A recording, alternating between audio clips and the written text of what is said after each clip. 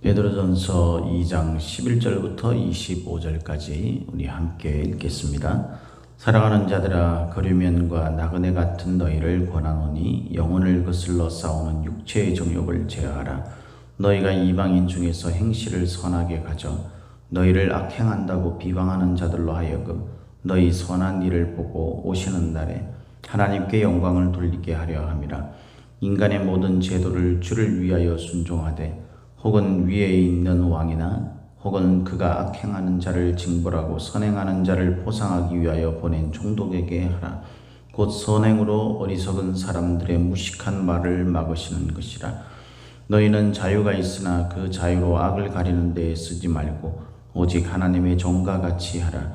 무사람을 공경하며 형제를 사랑하며 하나님을 두려워하며 왕을 존대하라. 사환들아, 범사에 두려워함으로 주인들에게 순종하되 선하고 관용하는 자들에게만이 아니라 또한 까다로운 자들에게도 그리하라. 부당하게 고난을 받아도 하나님을 생각함으로 슬픔을 참으면 이는 아름다우나 죄가 있어 매를 맞고 참으면 무슨 칭찬이 있으리요.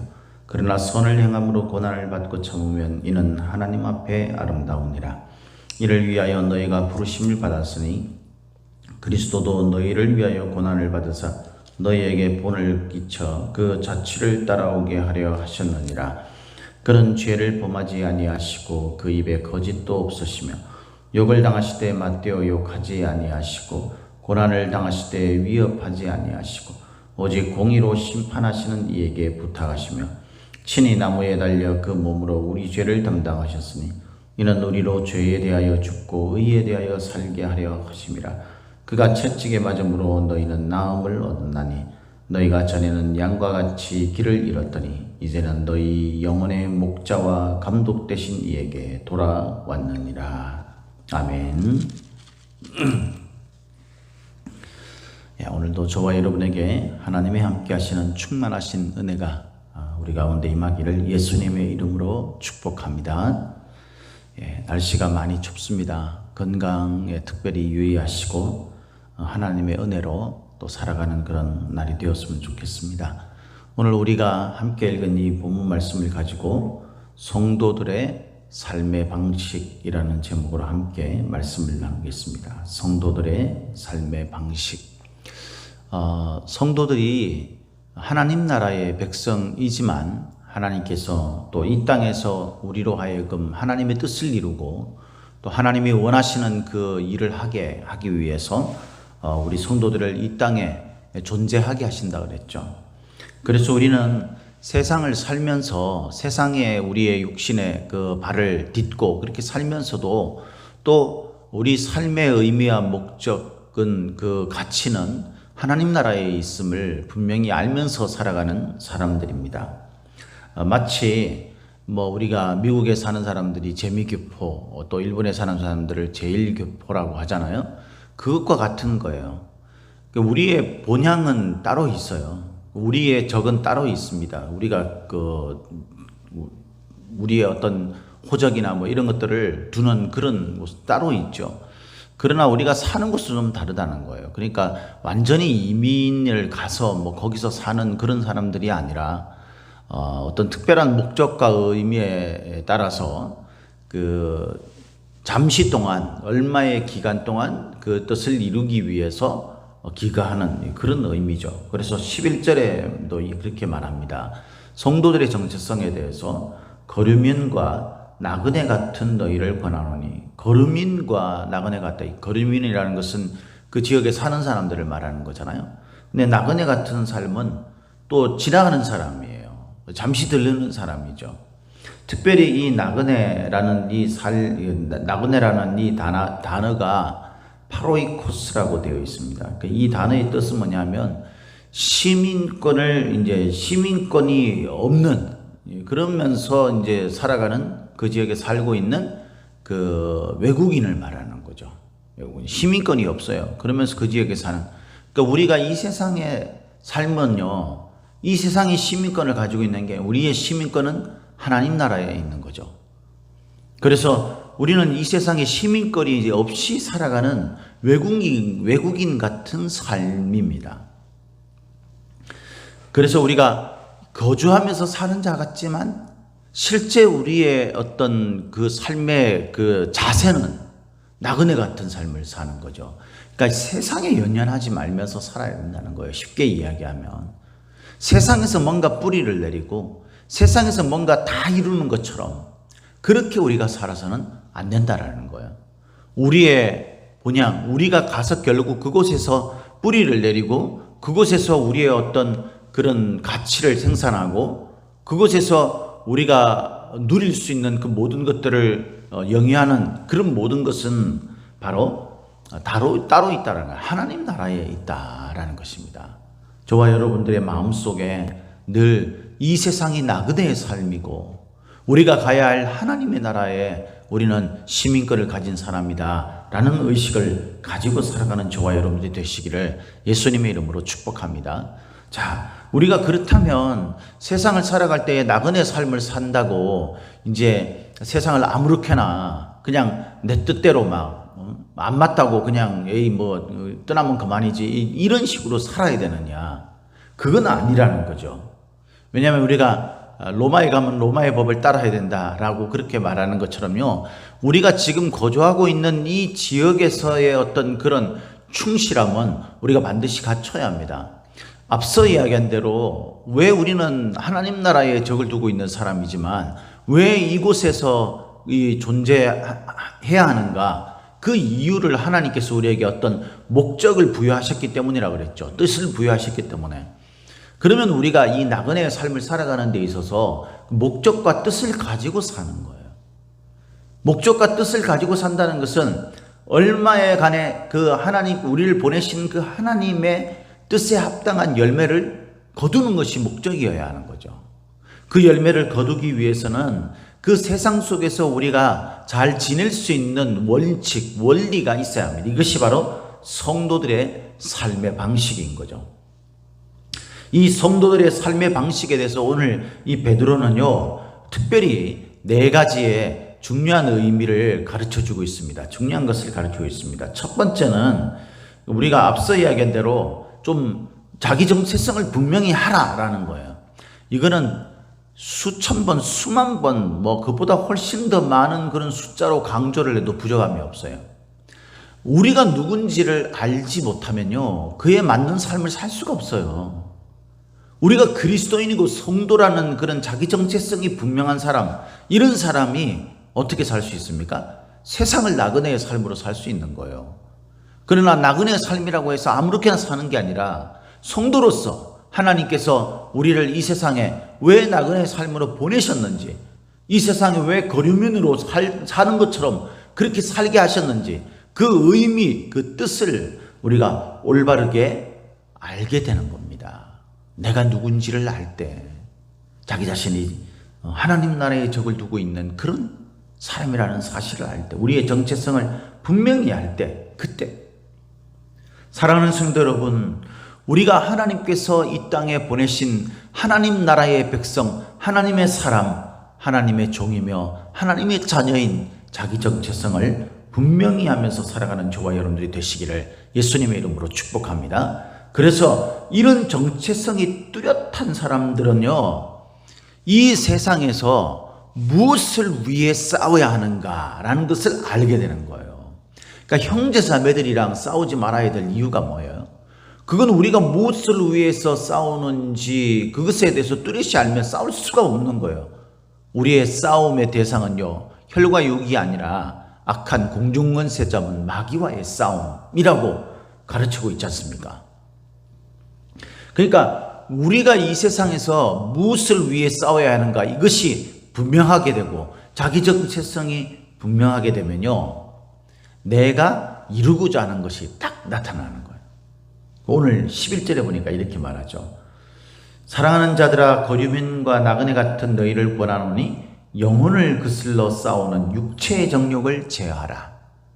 자, 여러분, 이 베드로는요, 저와 여러분들의 삶에 영혼과 육체라는 이 2가지의 어떤 그 개념을, 그 2가지 개념이 다 우리라고 그렇게 설명하고 있습니다. 그런데 이 중에 우리가 반드시 붙들고 좀 이렇게 또 하나는 밀쳐내면서 살아야 하는 것이 있다라는 거예요. 그게 뭐냐면 바로 영혼을 우리가 붙들어야 하고 육체를 좀 이렇게 싸워서 이겨야 할 대상으로 말합니다. 근데 단순한 육체가 아니라 육체의 정욕이라고 되어 있죠. 육체의 정욕. 그러니까 우리의 육체가 잘못되는 것은요, 영혼을 거스르는 정욕을 따라 살기 때문에 그러는 거예요. 그러니까 이것을 제어하라는 거예요. 왜? 우리는 영혼을 위한 삶을 이 세상에서 살고 있는 사람이기 때문에. 내 정체성이 분명하고 거기에서 우리의 우선순위가 결정되어지는 겁니다. 그러면 우리가 무엇을 위해 싸워야 하는 것인가를 생각하는 거예요. 근데 많은 그리스도인들이요, 안타깝게도, 정말 안타깝게도 이 성경에서 우리에게 가르치시는 예수님의 가르침을 따르지 않고, 그죠? 육체의 정욕을 이루기 위해서 영혼을 거슬러서 싸우고 있는 거예요. 육체의 정욕을 위해서 싸우는 겁니다.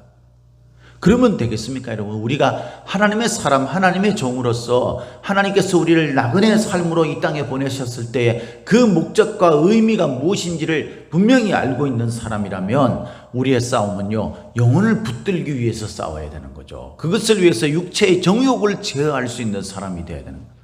반대로 여러분, 우리가 세상에 이 완전한 거류민처럼 그렇게 살고 있는 사람들, 우리가 신앙의 사람이 아닌 불신앙의 사람이라면 육체의 정욕을 위해서 영혼이 중요하지 않다고 생각하면서 사는 거예요. 그러면 우리가 지금 어디에 있는지 알게 되는 거죠.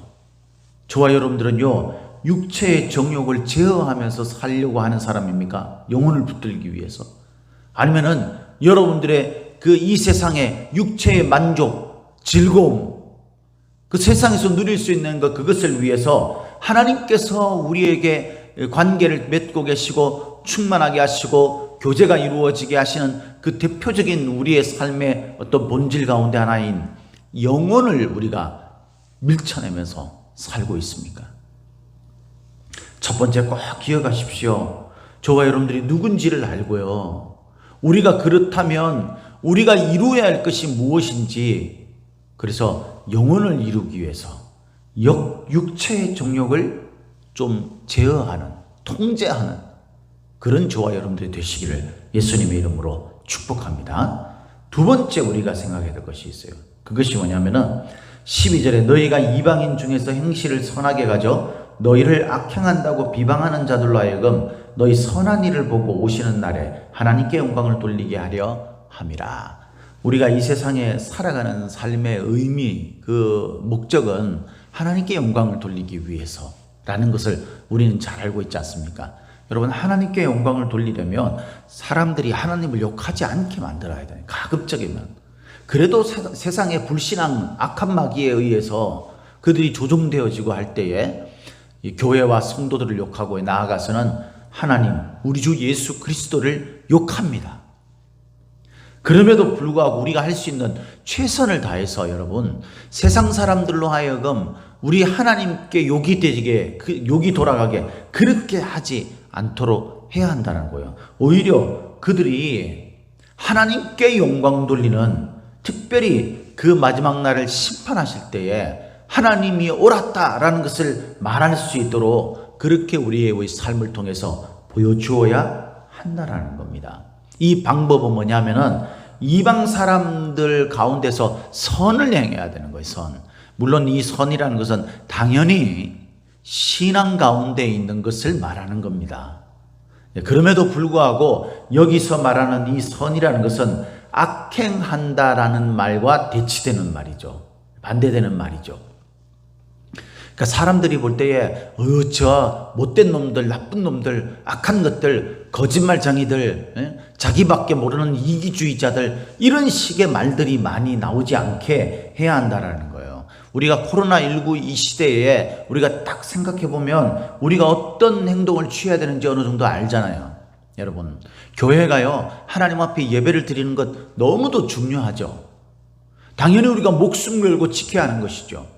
그러나 우리가 예배를 드릴 때에 반드시 이 현장에 와서 하나님 앞에 이렇게 사람들이 모여서 찬송을 다 부르고 방역 방침을 제대로 지키지 않은 가운데서 하는 것만이 예배가 아니라는 것을 우리가 잘 알고 있지 않습니까? 그것이 예배의 본질 가운데 하나예요. 분명히 이것을 무시하라는 게 아니에요. 그럼에도 불구하고 우리가 특별한 상황에서는 좀 다른 방법으로 하나님 앞에 예배를 드릴 수 있는 여건이 있다면, 여러분, 우리가 생각해야 될 것은 우리 그리스도인들의 삶은 사람을 살리는 일이어야 해요. 그래서 우리가 좀 절제하고 제어하는 거죠.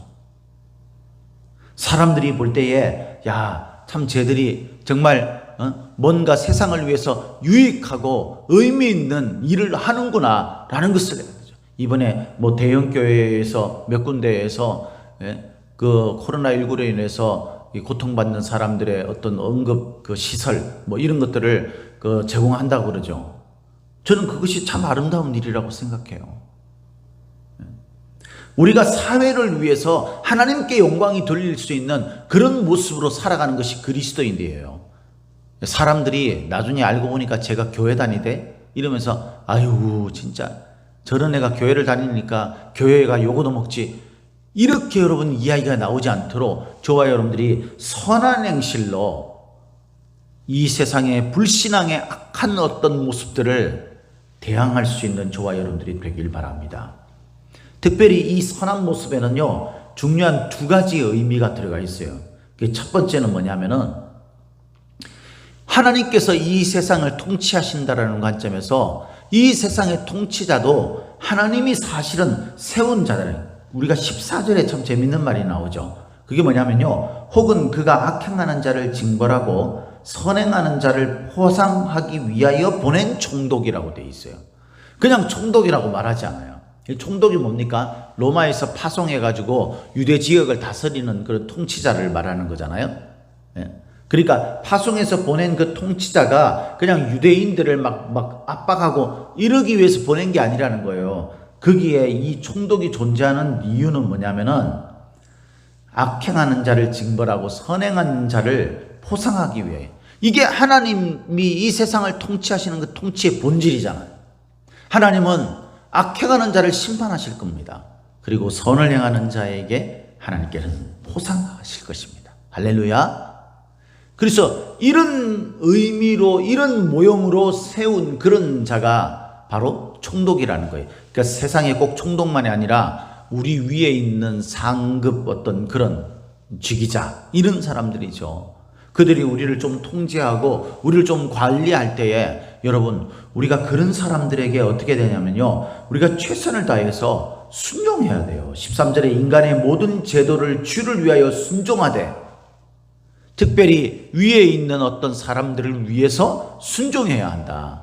그러니까 여러분 좀 사회에서 직장 생활에 이런 속에서도요, 윗사람들을 막 계속 욕하고 막 그렇게 하지 말고요, 좀 순종하면서 좀 따를 수 있기를 바랍니다. 진심으로 좀 대할 수 있기를 바라요.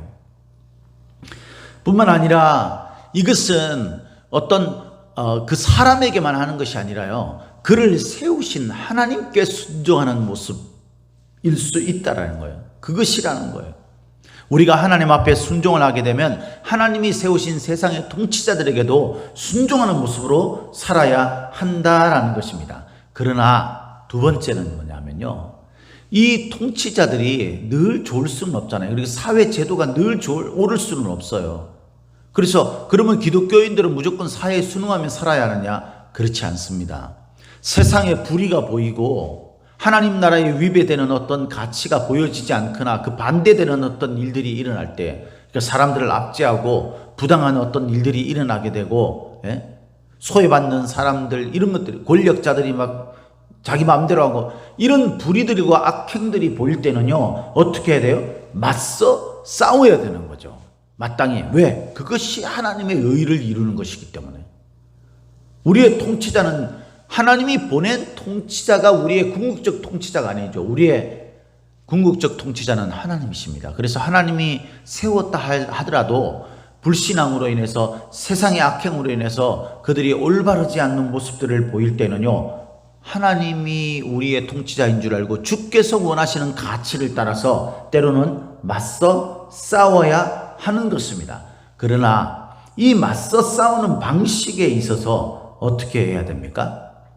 그렇게 하면 안 된다라는 겁니다.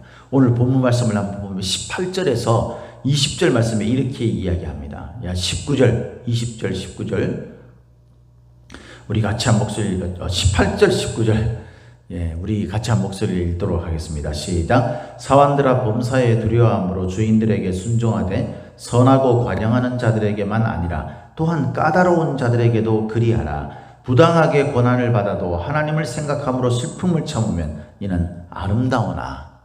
맞습니다. 우리가 부당한 일을 당하고 좀 까다롭고 이런 사람에게도 우리가 최선을 다해서 순종해야 되는데, 이 순종하는 방식이 하나님께 순종하는 마음으로 하나님을 생각함으로 좀 부당하고 분함이 일어나는 그런 일들이 있어도, 슬픔이 일어나는 일이 있어도 이것을 위해서 좀 참을 줄 알아야 하는 겁니다.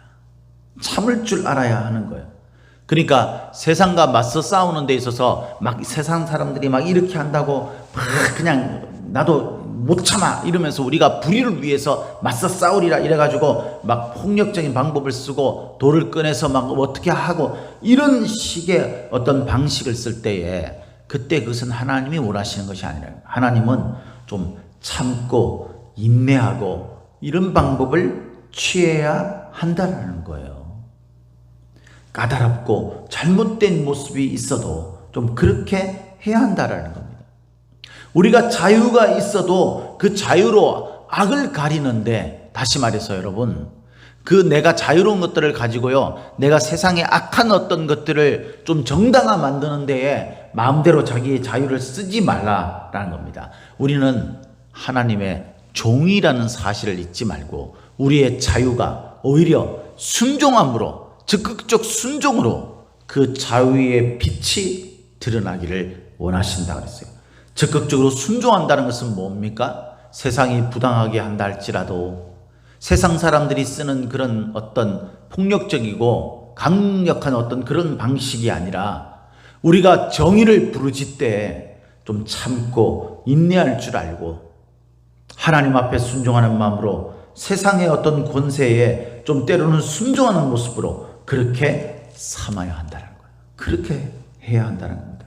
그러나 정말 우리가 피치 못하게 맞서 싸워야 될 그런 상황이 되었을 때 어떻게 해야 합니까? 우리 23절 같이 한 목소리 읽도록 하겠습니다. 시작. 욕을 당하시되 맞대어 욕하지 아니하시고 고난을 당하시되 위협하지 아니하시고 오직 공의로 심판하시는 이에게 부탁하시며. 이것이 맞서 싸우는 우리 성도들의 방식이에요. 하나님 앞에 엎드려서 기도하고, 그리고 우리가 정의를 분명히 세상을 향해서 공포하고 선포해야 합니다. 그러나 그들과 똑같은 방식으로 맞대어서 욕하거나 또는 그들이 위협한다고 우리도 위협하는 방식으로 하는 것이 아니라, 때리면 맞고 참고 인내하면서, 예수님께서 어떻게 하셨어요? 그렇다고 해서 아니다, 너희들이 말한 대로 나는 유대인의 왕이 아니다 라고 말하지 않았어요. 네가 왕이냐 라고 얘기했을 때 네가 바로 말했다 라고 올바르게 정말로 맞는 이야기들은 그 자리에서 할 수 있어야 합니다. 그러나 거기서 몸부림을 치거나 하시지 않으셨던 그 그리스도의 그 모습을 우리가 따라서 우리도 대항하면서 대적하면서가 아니라 참고 인내하면서 정의를 부르짖을 수 있는 그런 무저항, 그런 정의로운 방법을 써야 한다. 이것이 바로 우리의 주가 되시는 예수님께서 저와 여러분들에게 보내주신 방법이에요. 교회 안에서도 보면요, 안 맞는다고 막 맞서고 싸우고 그렇게 하면 안 돼요. 그럴 때일수록 엎드려서 기도하고, 그리고 그들에게 유순하고 주님께서 우리를 사랑하셨던 방식으로 저와 여러분들도 그렇게 나가야 합니다. 이것이 바로 성도들의 사회생활, 생활 방식입니다. 사랑하는 성도 여러분, 저와 여러분들이, 하나님이 저와 여러분들을 이 땅에 보내신 그 의미대로 우리는 세상의 거류민인 동시에 이 세상에 호적을 두고 있는 자가 아니라 하나님 나라의 시민권을 가지고 있는 나그네의 삶이라는 것을 알고, 그래서 하나님이 우리에게 가르치신 대로, 예수님께서 우리에게 본을 보여주신 대로 우리가 좀 참고 인내하면서 우리가 악을 맞서서 대항하던 게 아니라 선으로 악을 이기는 그런 믿음의 삶으로 하나님께 영광이 돌아가는 그런 결과를 위해 오늘도 주님의 방식으로 삶을 살아가는 저와 여러분들이 다 되시기를 예수님의 이름으로 축복합니다. 축복합니다.